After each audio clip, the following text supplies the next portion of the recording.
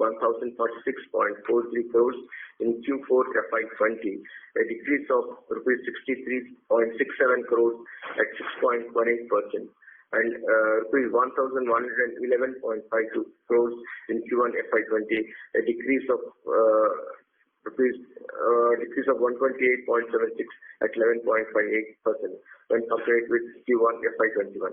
The PBT has decreased of rupees 128.76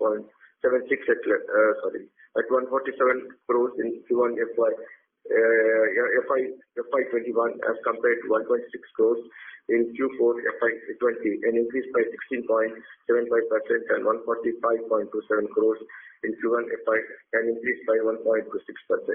Increase in PBT when compared with previous quarter is on account of increase in other income and decrease in other expenses.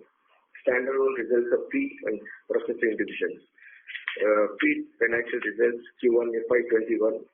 The gross income for the Q1FY21 is 795.43 crores as compared to rupees 921.72 crores in the corresponding quarter of Q1FY20, registering a growth of rupees 126.29 crores at 13.70%. The PBT for the Q1FY21 is rupees 112.47 crores as compared to 121.56 crores in the corresponding quarter of Q1FY20, and decrease of 9.09 crores at 7.48%. Shrimp processing results. Q1FY21 results. The gross income for Q1FY21 is rupees 189.30 crores as compared to rupees 191.20 crores in the corresponding quarter of Q1FY20, registering a degrowth of rupees 1.90 crores at 0.99%. The PBT for Q1FY21 is 34.20 crores as compared to rupees 23.58 crores in the corresponding quarter of Q1FY20, an increase of rupees 10.62 crores at 45.04%. The implementation of shrimp hatchery. A long-awaited and much delayed hatchery with 200 million feed capacity has been completed and is ready to start, awaiting certain statutory clearances to commence commercial operations. It is expected to commence production by end of this year after receiving the approval by the competent authorities. The industry overview and future forecast is as well. Before venturing into future forecasts of the industry, it is necessary to review once again the impact of COVID-19 on shrimp culture industry and global shrimp demand, as we did in our previous investor call in July 20. The coronavirus continues to spread world over unabated, and hoping for a vaccine to be developed to save the humanity from the deadly virus. As the reports indicate, there is a possibility of a vaccine available by end of this year. We hope the clinical trials that are in the advanced stage now will be successful and the vaccine will be available as soon as possible. As all you know, the global economic situation is highly depressing and no solution appearing in the near future. India has been no exception to this phenomenon, evident from the fact that GDP has registered a degrowth of 23.9% in Q1 2021. The COVID-19 in fact has aggravated already ailing Indian economic growth for the past 3 to 4 years. Though the government of India has announced COVID-19 stimulus package for various sectors, the implementation and fruits of it are yet to be seen. We do hope these initiatives aimed at Make in India and Atmanirbhar Bharat policies of the government of India would go a long way in bringing the economy back on track. Coming to the shrimp industry, as it is happening in all other industries, the aquaculture is also affected by COVID-19. The shrimp culture activity came to standstill in India during April and May when lockdown was implemented. The situation is gradually improved. Compared to other industries such as luxury goods, hospitality, travel, and tourism, etc., the shrimp industry is a relatively better place since it is a food item. The recovery of this industry appears more encouraging than others. The demand for shrimp dropped globally by about 30 to 35% as an initial reaction due to closure of restaurants, malls, and public eating places like food courts, etc. However, the demand is increasing from retail sector to compensate to some extent. It hopes that the stability will be restored gradually once the pandemic comes under control and prevent vaccine is made available. Shrimp production and feed consumption in India in 2020. The shrimp production in India has registered a growth of about 10 to 12% at 8 lakh tons in 2019 as compared to 6.85 tons in 2018. Shrimp feed consumption has registered a growth of about 10% at 11 lakh 50,000 tons in 2019 compared to 10 lakh 20,000 tons in 2018. In near the COVID impact, the global demand in production is expected to come down by about 50 to 20% in FY21 compared to FY20. Based on the present shrimp culture situation in India, the decrease in shrimp production is estimated by about 15 to 20% during FY21. Unless the impact of COVID aggravates in the country, particularly in the states where shrimp culture is undertaken extensively. In spite of taking all measures like sanitization, social distancing, checking of fever, etc., in the factories, the drop in attendance, obviously due to fear of corona, is noticeable. We do hope that the severity will reduce soon and normalcy will be restored. We have the anticipated drop in shrimp consumption globally by about 50 to 20%. Correspondingly, shrimp production is likely to come down, and shrimp feed consumption in India during 2021 is expected to be around 10 lakh metric tons as compared to 11.50 lakh metric tons in 2019. However, the company's sales for FY 2021 are expected to be maintained at the same level of 2019-20. As you know, Avanti has not only been keeping its farmer space intact, it is also adding new farmers and new areas to its sales network year after year. During FY21, the company is also expecting to maintain its market share of 46 to 48%.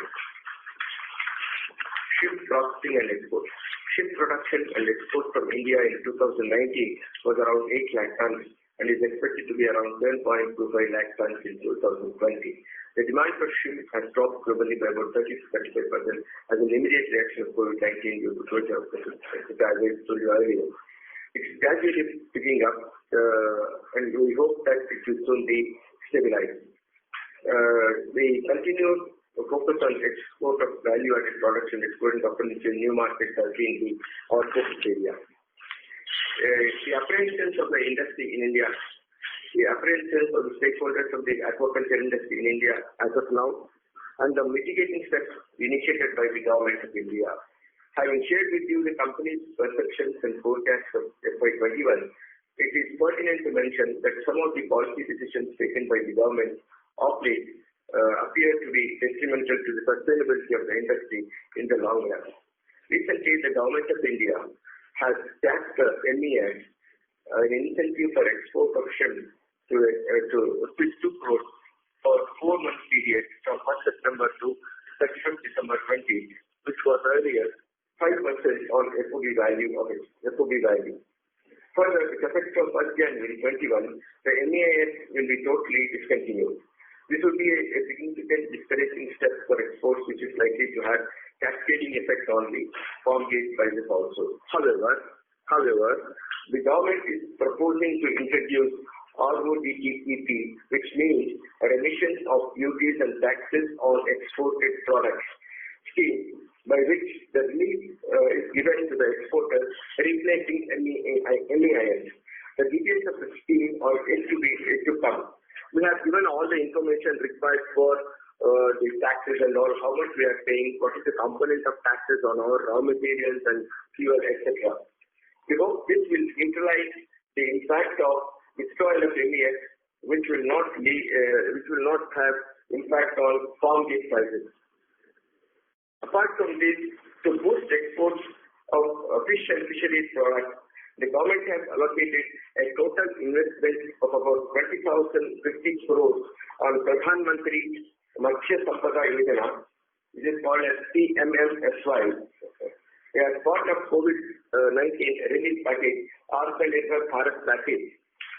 This is designed to address critical gaps in fish production, productivity, quality and technology, post-harvest infrastructure and management, modernization and strengthening of value chain traceability, establishing a robust fisheries management framework and fisheries welfare with an aim to achieve 1 lakh crores exports in the next 5 years. in 2024-25.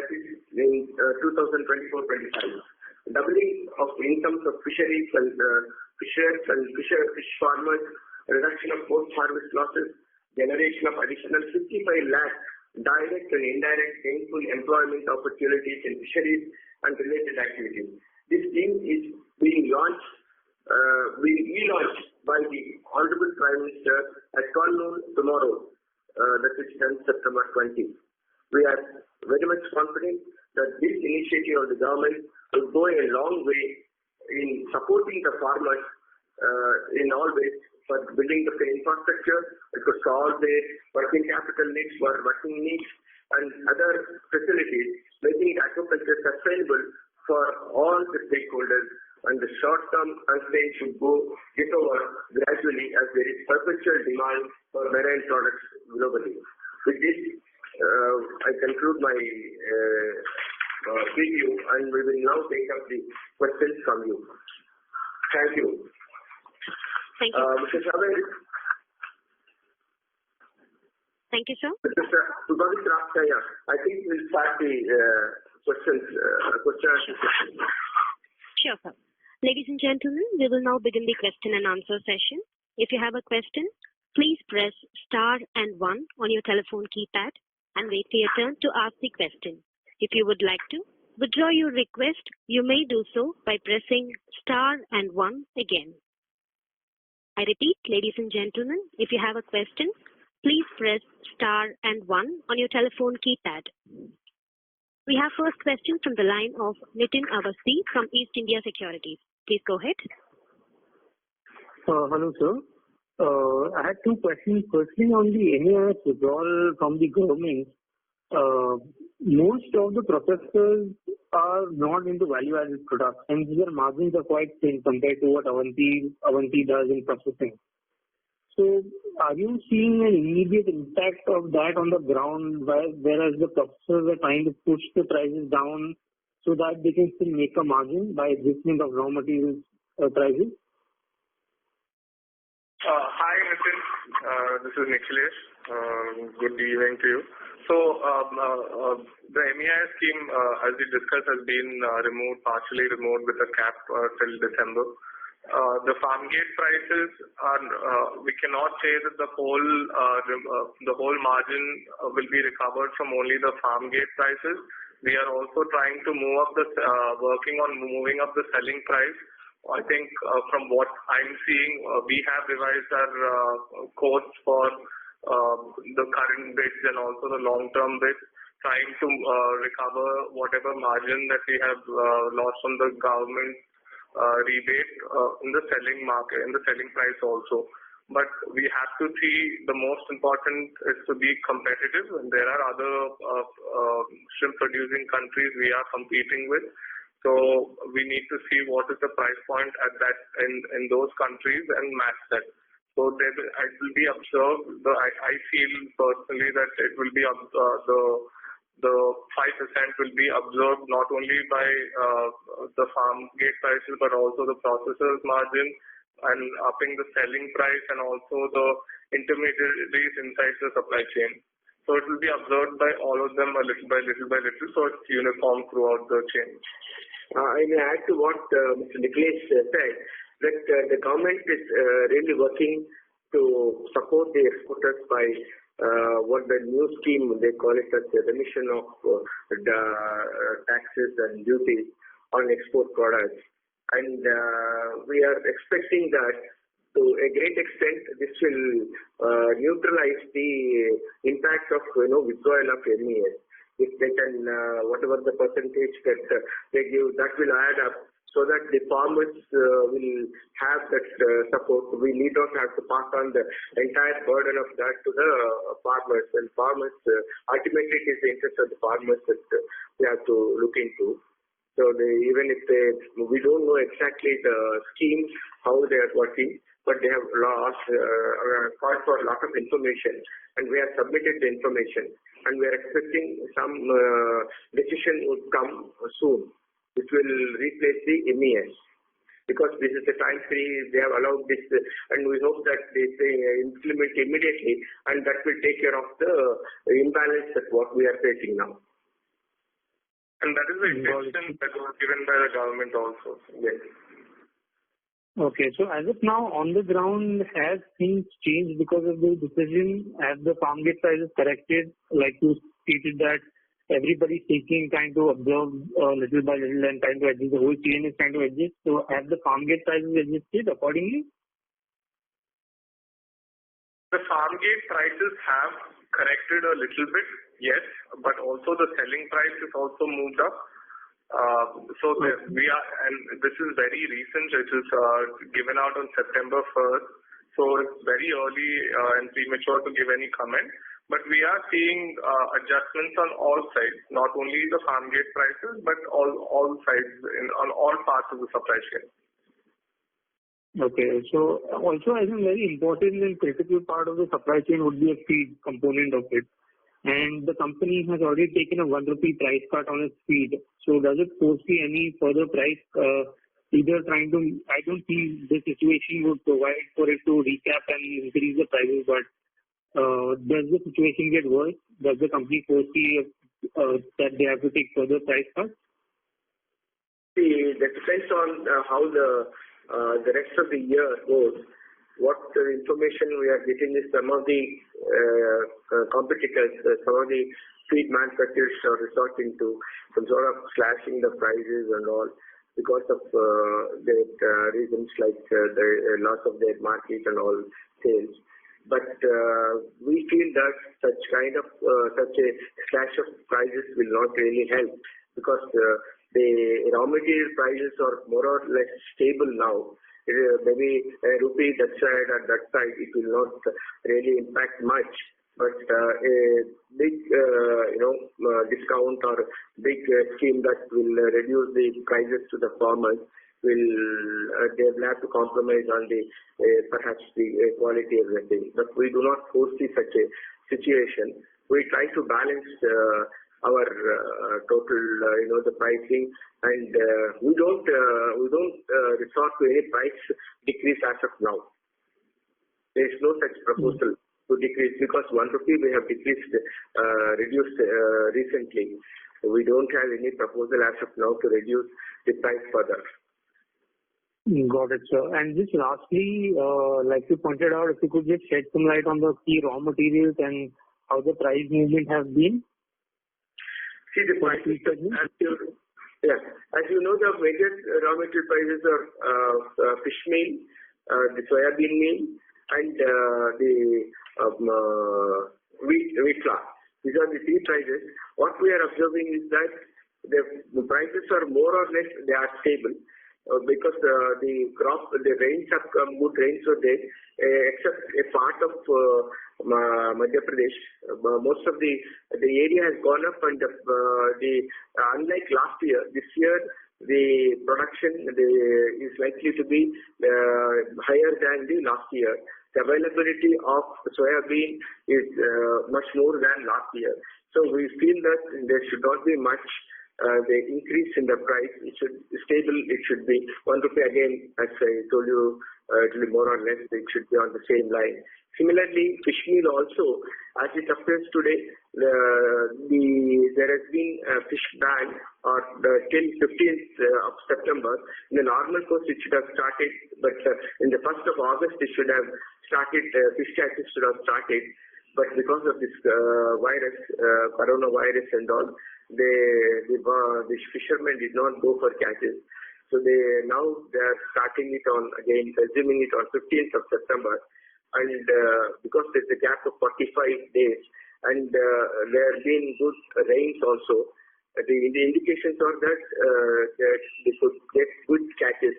The production of fish meal also will be fairly good. So that assures us the stability of the price. It may not be much upward trend in the price of that. Similarly, the wheat also, good wheat production. The more or less the stable price is likely to continue the whole quarter. We don't foresee a big surprise in the rest of the year. Okay, so if you could just quantify the prices as they were during the quarter and in the similar quarter last year? It is around 93, 94. That has been, I think, more or less the same. 93, 93, 94.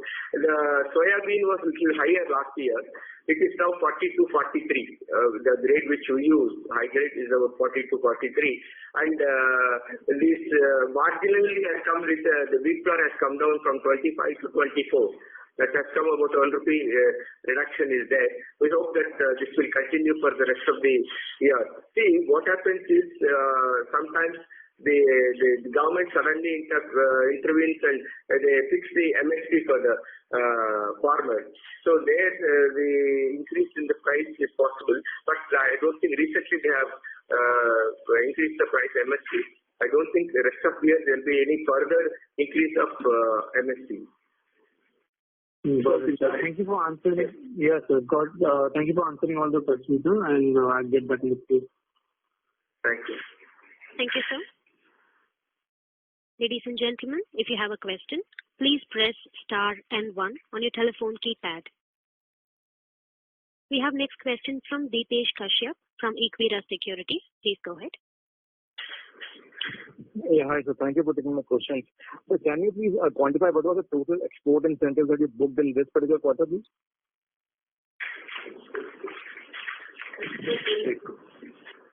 Yeah, I think Secretary will answer this here. The total export incentives we have accounted for during the quarter is 8 crores. MEIS? Hello? Yeah. Yeah.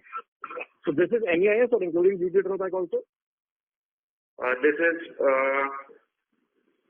is only MEIS and duty drawback is 4.6 crores. 4.6 crores. Okay, understood. Sir, you're talking about the RODTEP scheme that is going to replace MEIS. I just want to understand, is there any clarity when it will come? Like, will it be replacing from January 1st of next year, or do you think it will maybe delayed to the next fiscal year? There is no clarity, Mr. Deepesh, but it appears that they want to do it immediately. There is a lot of pressure, and actually 7th was the last date to submit all the information. They wanted to know what is the component of taxes, excise, the GST and other duties and all. We have given all the information. Basing on that, they want to announce the remission of the duties and taxes. We hope that they would decide it sooner. So that will be, I think to some extent they may, 2 crores they have fixed as far as these 4 months are concerned. We are yet to see what they are going to do on that, because they have not spelled out the date when it will be implemented, the modalities and what they are looking into. All these details are not available as yet. They are only called for all the information. We have submitted that. Understood, sir. And sir, on the processing segment, even adjusting for the one-off FX gain that you have seen, the processing segment the margins were very high. I think all-time high at 17% odd. So can you please help me? What was the reason for the same in this particular quarter?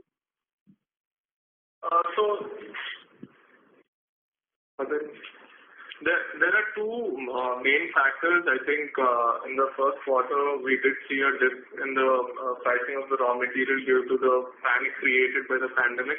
There were panic harvests, that's what we discussed in the call last quarter.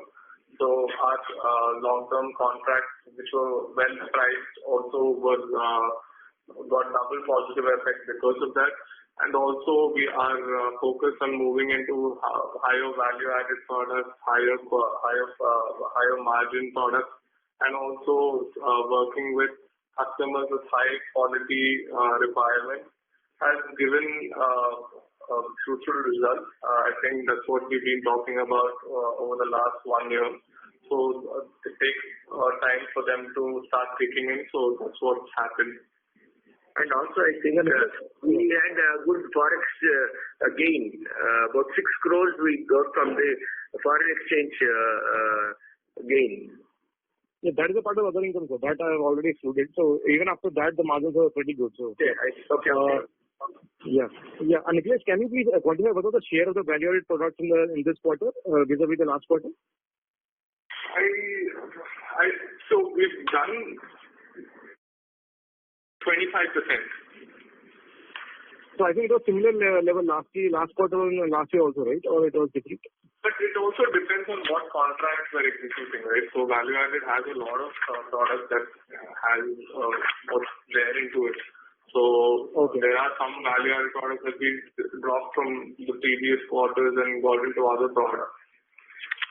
Right. And in this quarter also your share of US has gone down, and US of Asia is, I suppose that is China only, so that has increased substantially. So do you think in the next quarter that will be corrected?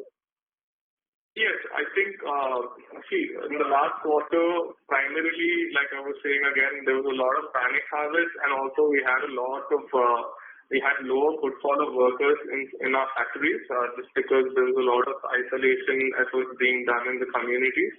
But, so we focused on doing more commodity products to drive down the overheads in the factory and also move out the volume which our farmers required us to buy. So that's why the share of China has increased, but since things have started normalizing over the last few months, our focus and execution of orders to the US has also increased. So you will see this again getting back to normal in the next few quarters. Okay, understood.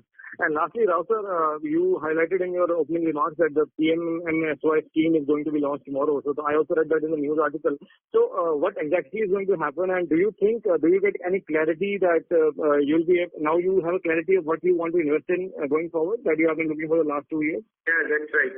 One good development is that the government they want to boost this exports, fishery products to 1 crore lakhs, 1 lakh crores in this 3-4 years. And one of the major areas what we understand is that they want to build the infrastructure, and particularly the small and medium farmers sector they are going to support, and also give the processing and storage facilities also they want to encourage. So I think they are routing this amount through NABARD and some of these banks, the cooperative banks and all. They are routing this one. I think the farmers will take advantage of that. Perhaps they may form into small clusters and form in a long time back this concept was there. If a cluster of farmers join together and form into an association, thing like that, and take loans from the banks and subsidies and invest that in the infrastructure and also the cold storage, the plants. All these things will happen. That we hope, because so long the government has been saying that they will invest, but now as part of this COVID-19 package, they have brought this also, and it is good that this will help the farmers a lot. So ultimately, it is the farmer who has to really sustain. See, the prices going up and down in the international market, but basically the farmer has to sustain by meeting his infrastructure needs as well as his the needs of working capital like power, feed, etc. All these things, if we can, the government can really help the farmer. I think it will be very good initiative encouraging the farmers to undertake the shrimp culture. And of course, the fishery is also growing. That is where recently CMD also mentioned in his remarks in the recent AGM that we are looking into the fish feed and some of the pet feeds, because of when the fishery industry grows, perhaps there is an opportunity for fish feed also, which we have been talking for a long time. That may take a shape when the time to come now. Okay, so till now there is nothing that is like clear, like what you will do with the... Tomorrow they are launching. The question is 20,000 crores. First I thought that the entire 20,000 crores will come from the central government, but it is not so. They have divided into 3 parts. One part central government will give, one part something like 8,000 crores they'll give it, 4,000 crores state government has to give it, some 4,000 crores stakeholders have to give it. Some scheme they are trying to bring in, but the details are not known. Broadly they said this is going to be the structure, and they have said that all the states have positively responded. They have agreed for the scheme. Overall, so almost like 70 to 80% of the funds would come from the state and central governments. So I think if they start releasing these funds, definitely the industry will get benefited. All the stakeholders will get benefited. Understood. One last question, if I may, sir, that the COVID cases in Andhra Pradesh are rising like very sharply. Are you facing any utilization problems in your processing or feed plants? It's true that the cases in Andhra Pradesh are really around 10,000 plus. That's what we are seeing the reports. But we did not really find much impact of that. But there is definitely, as Nicholas mentioned, the footfall has been a little erratic coming and going. But by and large, we find that it is okay. We are able to meet our requirements. And also, we are doing a lot of social distancing and preventive measures.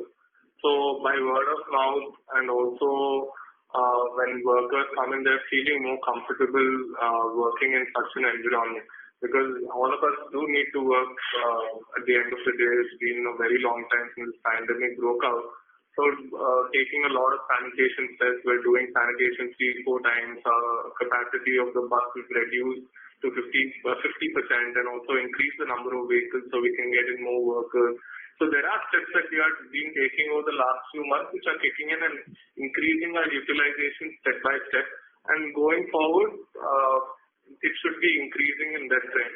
But of course, how this pandemic is controlled also plays a significant factor on the utilization. And one more thing is, most important thing, unlike many industries, we have not removed anyone, and we have paid full salaries, we have paid full bonus, we have put all the incentives that are actually due to them as a normal year. We have not deprived our employees, workers of any financial benefits that we were giving earlier. So we continue, that is giving a good confidence to all the workers and employees also, to be more loyal and come to the work spots and do work.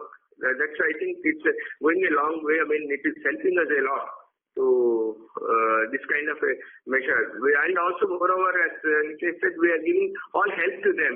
We have taken those who are affected by that quarantine and allowing them to work from home and wherever it is possible.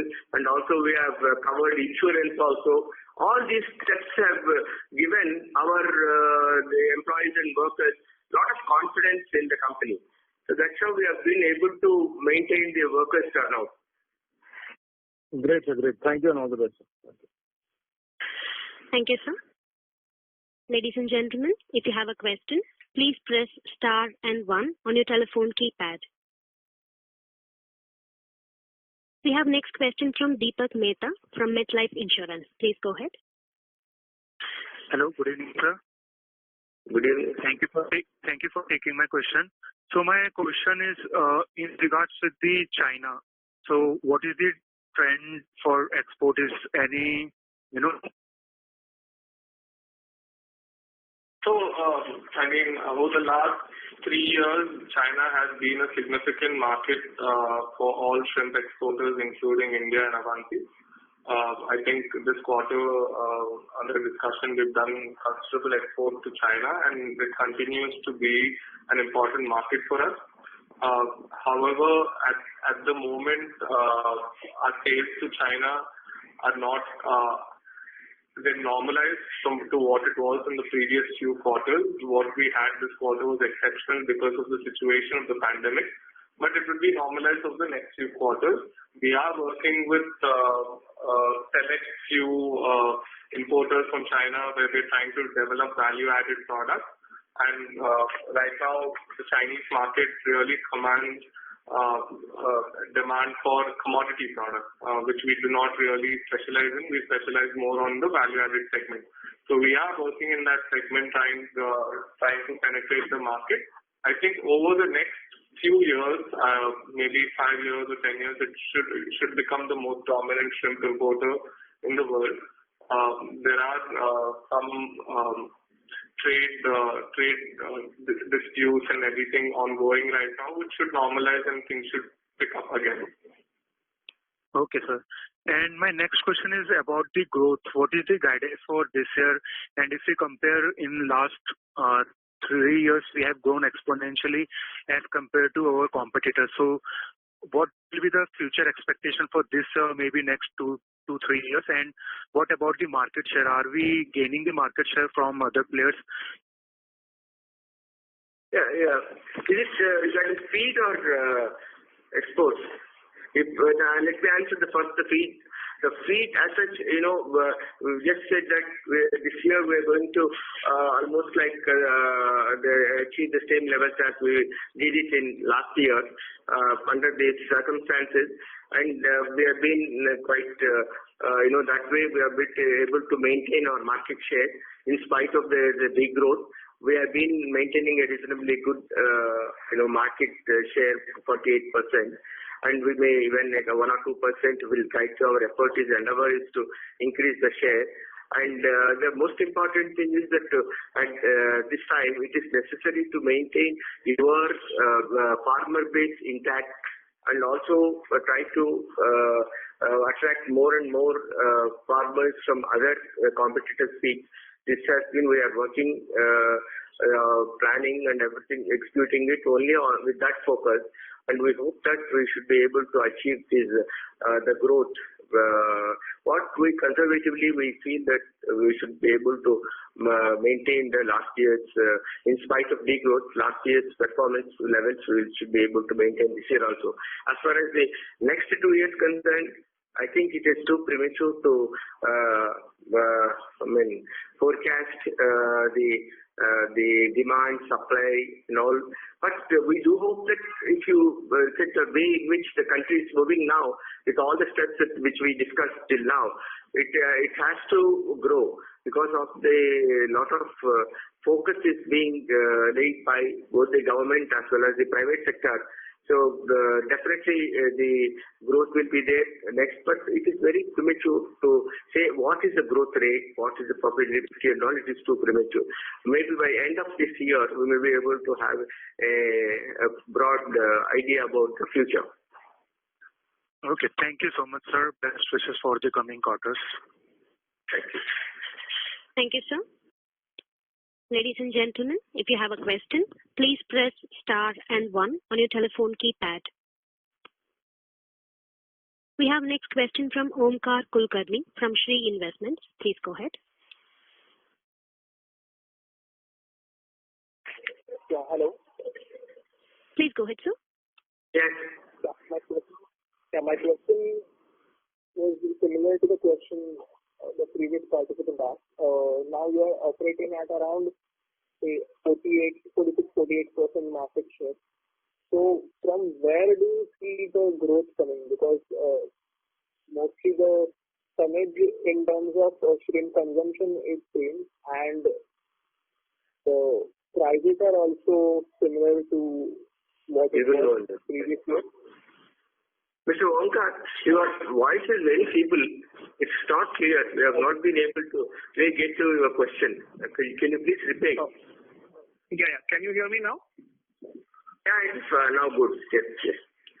Yeah. My question was basically regarding now you have very high market share, say 46 to 48%.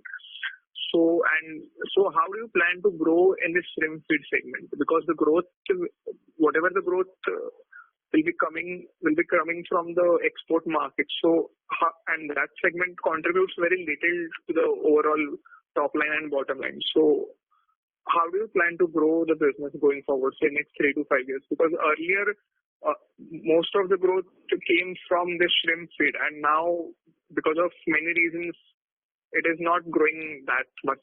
So how do you plan to grow the overall business of Avanti Feeds Limited? See, basically now we have two sectors which I think feed is about, we have market of 46 to 48%. Now, basically the shrimp production and the feed consumption are interlinked. They are interdependent.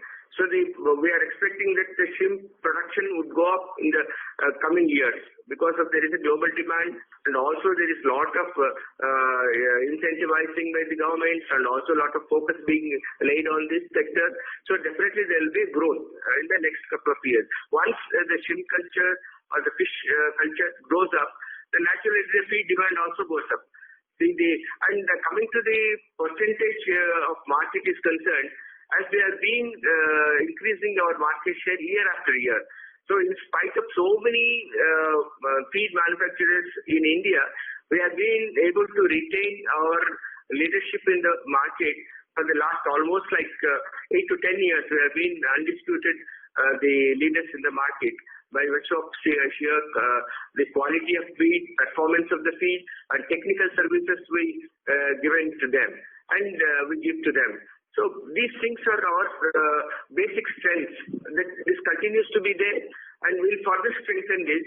And as we go forward, we will maintain this, and even we may cross even 50% also. There is no surprise if we are able to achieve this. This is how we want to plan the growth. Of course, other areas are there where, as a company, if you're growing, that is one sector is again the organic growth, like again going into the fish feed or pet feed and all is other areas where we can expand our activities. Similarly, on the processing side, we want to increase the value-added products, maybe capacity. We want to increase the capacity and find new markets, new products and all. This is the plan ahead of us. Only this is a year of testing time. The corona has really taken the entire the world into a standstill now. So we hope that gradually it will pick up, and the next couple of years things will again brighten up, and we should be able to move forward, progress. It's what our plan. Okay. The second question I have is basically, you mentioned that because of this pandemic, the situation is very grim all over the world. So don't you think with the cash balance you have, don't you think that's a good opportunity for inorganic growth to pick the stake in some good companies where you can reap the benefits going forward? Because this question has been coming for last, say, 2-3 years. What would you be doing with the surplus cash you are generating? I think we have been answering the question almost every quarter. Several years, you are right, we have been carrying it, but keeping, the investment in some company or the other without knowing what it is. See, we should always invest in companies such investments where we are sure of the growth, we are sure of the security of our investment, the appreciation to the investment, return to the investment. These are the basic objectives of making any investment. Just because we have some surplus and try to put some investment is not proper. That is the view of the board. From time to time we keep reviewing it. What is the returns, where we can invest. We are looking for a proper opportunity for investment. So I think the investment in some company and inorganic is again a gray area. See, unless we know the sector, how it is going today, the situation is very, very depressing. Any industry you take, it is very depressing. Almost very rarely you find the companies like Avanti, where they have been able to maintain their performance levels and their stakeholders' value. All these things are really kept intact, and in fact it is growing under these testing times and critical period. So we do not want to take any chances on the valuable your money, putting in some investment and getting into more problems. So we want to do such investment only after doing the due diligence, and unless it is absolutely we are confident that this is going to give us good return and secure investment and also appreciation, then only we do it. I think you will have to bear with us for some more time. As and when the appropriate time comes, we will definitely share with you our plans. Okay, wouldn't it be... Hello? Yeah, please. Yeah. Like you have been keeping all the surplus cash in the FD and diluting the return on equity and capital employed. But wouldn't it be possible for a company like this size to actually in this pandemic get some smaller companies at a good valuation for acquiring those kind of companies? Yes, the acquisition will take place only there is a proper, the investment is properly utilized, is it not? You cannot go on acquiring any company which is available. See, now I can explain you in a better way that, see, whatever the surplus monies are there, we put in various mutual funds or fixed deposits or public sector PSUs and banking funds. Like that, we distribute and see that the average return is around 6 to 7%. It was much higher. I'm talking about the off-late situation. It was much higher. We have bought even 8 to 9%, 10% also we have bought. So we'll have to go into such an investment where the long-term sustainability of the your industry should be there. Just selecting some industry, keeping the money is not proper. I think you will agree with me. This the money is there. We are safeguarding the money. It is the investors, the stakeholders' money. We are keeping that in. We are the custodians of that money. I appreciate that fact. Pardon me? Yeah, I appreciate the fact that you are safeguarding the investors' money. Absolutely. Sir, I just want to add to this. It's not like we are not evaluating opportunities. We are continuously evaluating opportunities, but none of them seem to be found where we think that, okay, this is what going to get us a lot of return. So there are no opportunities that we've seen in the past 2-3 years, which we really thought that is going to give us a great return. And once we do, definitely we're going to go forward and go for it, right? But we need to wait till the right thing comes up, then putting a deadline and going after something like, okay, by December 31st, we need to find something. Instead of that, we're looking at something that's really interesting, which really gives us a good return, and it really gives the company a boost. Okay, all right. Just one last question I have is regarding the latest data from US, like the other countries like Ecuador, then Indonesia, Thailand, their exports to US have increased significantly, but India's exports to US in terms of shrimp have like marginally decreased. So what would be the reason, do you think, for this? The main reason is definitely the footfall of the workers into the factories. If you compare the countries that you said, Indonesia or Thailand or Vietnam, the number of cases in those countries are very low. And also the factories where they're located, the shrimp factories, the number of cases are very low compared to what we're having in India. In India, it's already the second highest affected country, and I think over time with the population that we have, we're going to become number one. So the number of people carrying the virus is also very high. So that's the main reason. We've seen there are a lot of times that we had to pass on opportunities because we don't have enough manpower footfall to do production. We are a very manpower intensive industry. But like I was saying in the previous questions, things are normalizing, the utilizations are increasing, and we expect that again India will retain its position as the most dominant exporter to the US. Okay, so the trend is reversing, right? You can see it. I mean, yeah, the trend is reversing. I expect in the next few quarters we should be able to normalize. If again, it depends also what this pandemic has in store. So mainly the corona is the only reason for that, no other reason for that, right? The manpower shortage.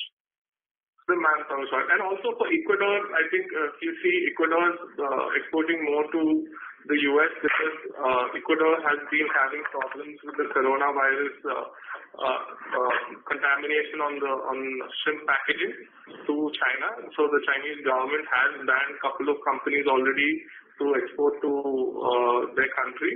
So they are remodeling the production to go into America or other markets. So that is the effect where you're seeing a temporary increase. But the products that they focus on are different from what we focus on. They do more commodity headless to China. They're a little bit reversing and repositioning the product to the US. But once I think we are able to normalize, we should be able to cover up again. Okay. Thank you. Thanks a lot. Thank you, sir. Participants are kindly requested to restrict with 2 questions. Next, we have a question from Praveen Sahai from Edelweiss. Please go ahead.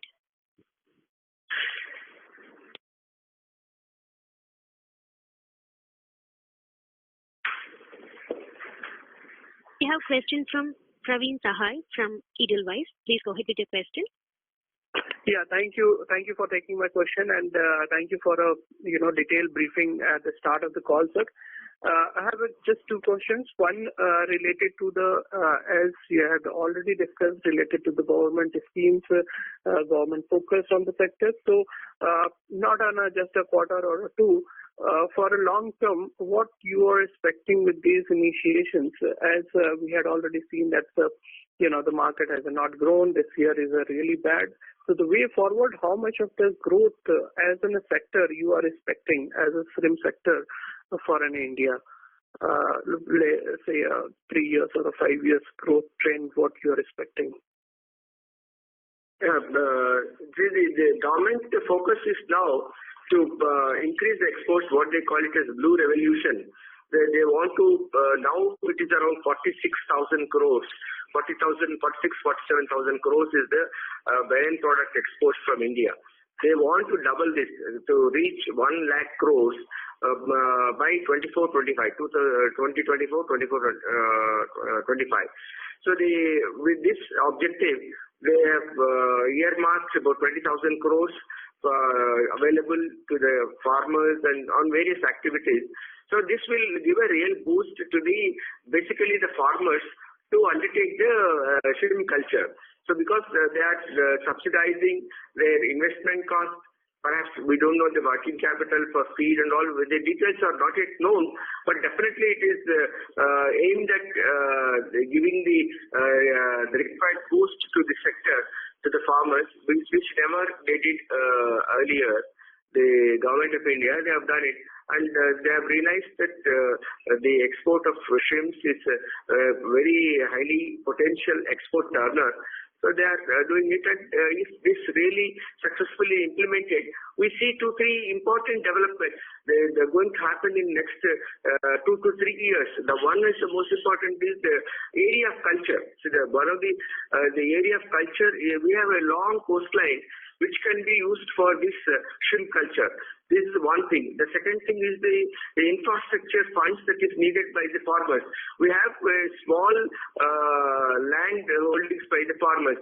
Maybe the 2 to 5 acres, 5 to 10 acres, significant portion of these farmers have only, this is the range, 1 to 5 acres and 5 to 10 acres, this is the range. So if they do not have sufficient funds to meet these infrastructure development costs, and also the running costs like power, like feed, these are the requirements that they need. So if the government, and also post-harvest, it is said that there is a lot of post-harvest losses which may go up to 15 to 20% loss. So if they can cut down this, it is the farmer who gets benefited. The post-harvest loss will definitely benefit the farmer. If proper infrastructure is created for proper post-harvest care, then that will be a benefit to the farmer. Similarly, if you subsidize or if you give this financial support for infrastructure development, and also for this working capital needs, definitely it will help them to go for this shrimp culture in a big way. But there is no constraint of the area that is available as a coastline. That is absolutely, we have this more unutilized coastal line which can be used for shrimp culture. The second thing is, it is going to provide a lot of employment to the youth. definitely these two factors will encourage, and more the youth undertake this shrimp culture, and there'll be prosperity. So these are the factors which really help in increasing the growth of this industry. So these are the So, sir, do we expect the next 3 to 5 years would be a far superior growth as compared to last 5 years? Definitely.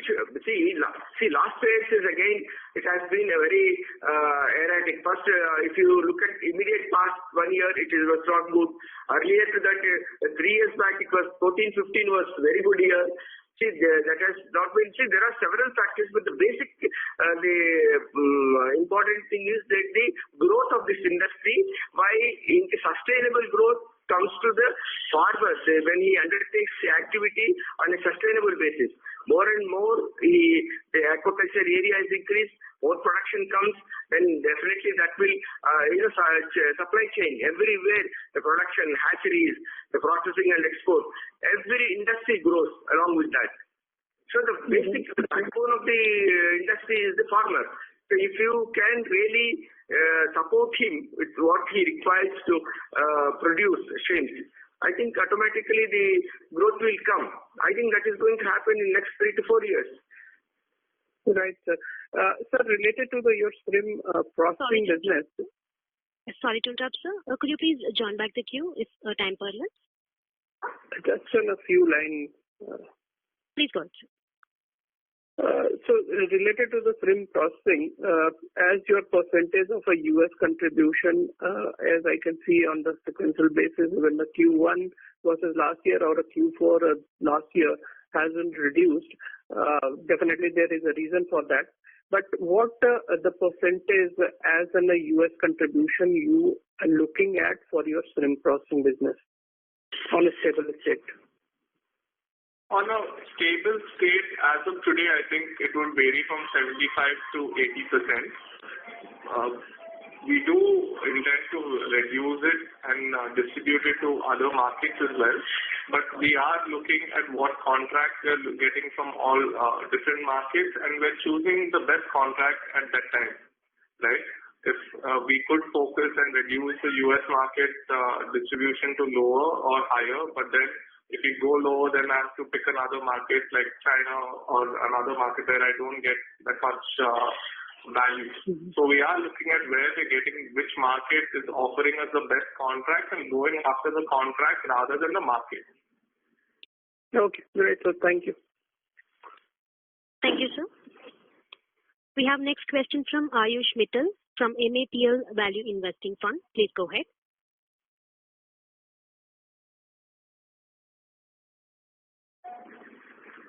We have next question from Ayush Mittal from MAPL Value Investing Fund. Please go ahead. Looks like participant line. Hello. Yeah, please go ahead, sir. Hello. Please go ahead with your question. So first of all, I'd like to congratulate the management for delivering good performance in these testing times. These are the leadership qualities that we look for. In reference to the discussion on the price of feed, what we have read in some reports is that the competitors have taken a price cut of further 3 rupees. So can you share anything on that, if that is true or not, and are you facing competition because of that? Yeah, first let me answer this question. We have reports that they have, it's not a price cut. What they have done is they have announced some schemes, something like, yes, they're increasing the feed, the shrimp feed, they have announced some schemes.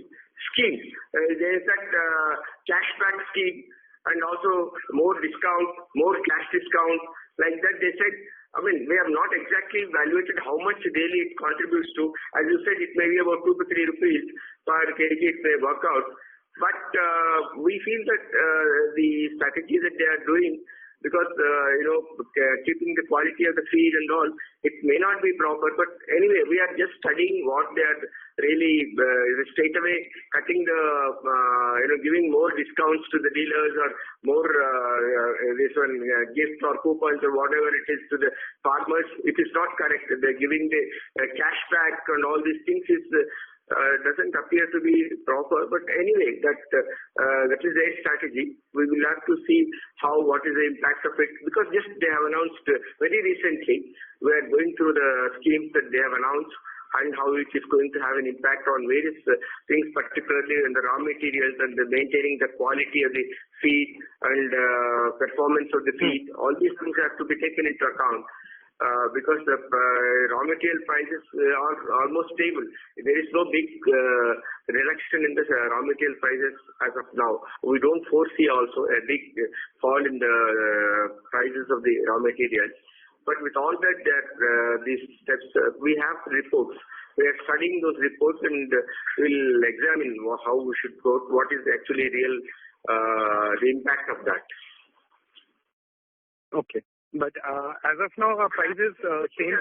But as of now, we have no impact of that on our sales. Got it. Thank you, sir, and wish you all the best. Okay, Thank you, sir. We have next question from Trakar Natani, an individual investor. Please go ahead.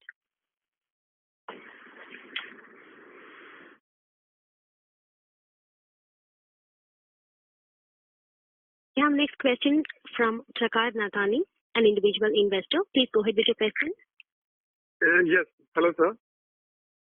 Please do we have a plan, considering enough cash on books? Do we have a plan to reward investors with a buyback going ahead? No, there's no proposal as of now, the buyback. No, it is when we are looking into possibility of investments which will be on a sustainable growth basis and value appreciation and good returns, safe investments. We are looking for it. There is no proposal of any buyback as of now. Okay. Thank you, sir. That's it from my side. Thank you, sir. The last question for the day comes from Vishal Jaju, an individual investor. Please go ahead. Hello. Greetings, team. Actually, most of the questions have been answered, but just sort of,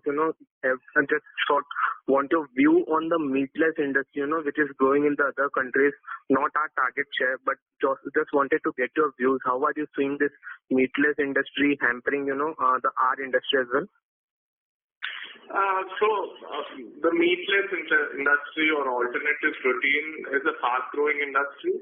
It does require a lot of R&D capability, and also there are a lot of players who've been invested from a very long time, including like Impossible Foods or Beyond Meat or New Way Foods. There are a lot of companies. They are developing seafood alternatives as well. But we really it's a very early stage. We need to see what's going to be done in the long term and how this pans out.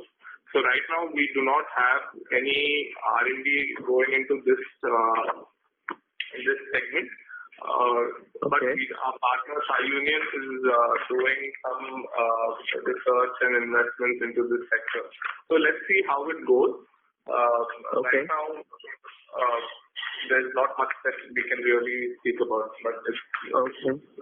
So is there any scope that this industry to be hampered in our target share for the coming 2 to 3 years, or it's a way long history for in our target share actually?